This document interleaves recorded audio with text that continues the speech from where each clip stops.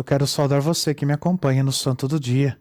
Hoje, dia 17 de novembro, a Igreja celebra a memória litúrgica de Santa Isabel da Hungria. A vida de Santa Isabel, ela foi breve, mas cheia de encanto. Isabel, ela tinha apenas 24 anos quando morreu. Casou aos 14 anos de idade com o duque de um lugar chamado Turíngia. 4 anos depois da morte, já era declarada santa. E esta curta existência, tão apressada, foi, no entanto, repleta de acontecimentos e plenamente vivida. Isabel era filha do rei André da Hungria, onde nasceu em 1207.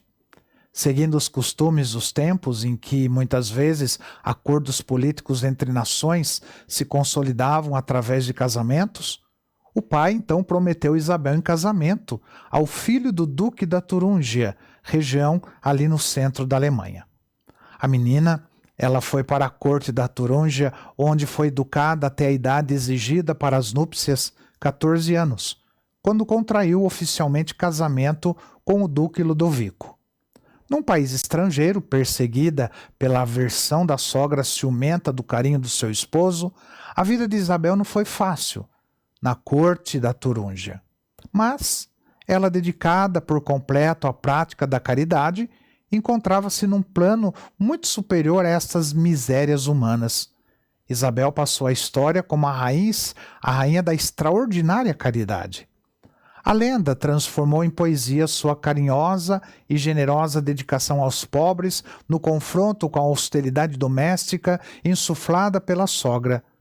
Acusada ante o esposo de excessiva prodigalidade, certo dia ela foi surpreendida por ele quando saía do palácio levando alimentos no seu avental para reparti-los aos pobres. "Que levas?" perguntou-lhe o esposo já prevenido. "Rosas", respondeu Isabel, sem lembrar que era pleno inverno, e abrindo o seu manto apareceram efetivamente rosas. Noutra ocasião, voltando seu esposo de uma viagem, a sogra o preveniu: "Vê lá, Isabel levou para o teu quarto um leproso."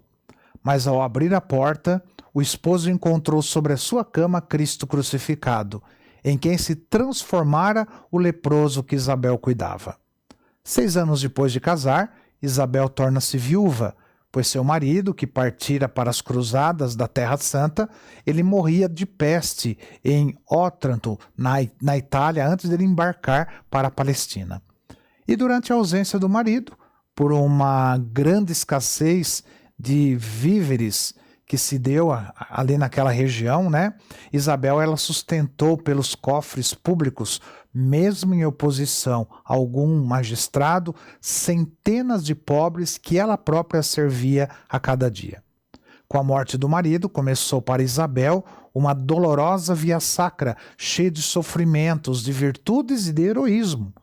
Os parentes do marido a expulsaram da corte a pretexto de que ela esbanjava os bens da família, quando na realidade nada mais fazia do que ajudar os necessitados.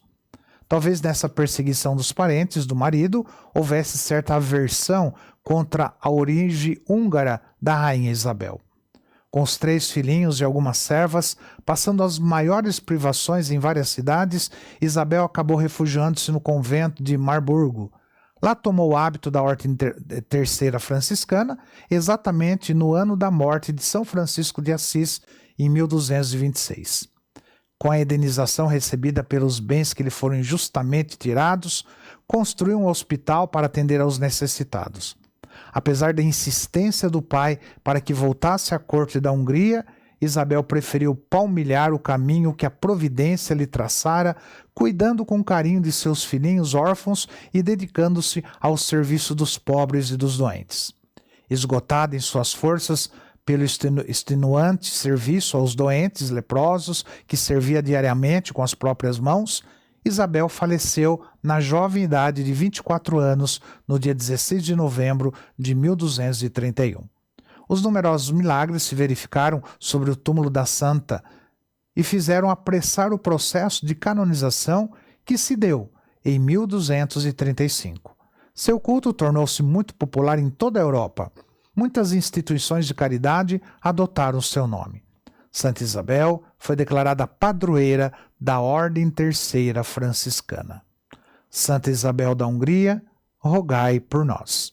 Que o Senhor te abençoe, em nome do Pai, do Filho e do Espírito Santo. Amém.